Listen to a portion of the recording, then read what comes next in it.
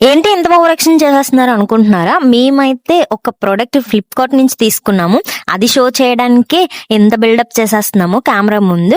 ప్రతి అమ్మాయి ఏదైనా కొన్నది అంటే ఫస్ట్ ఆఫ్ ఆల్ షో చేయాల్సిందే గదా!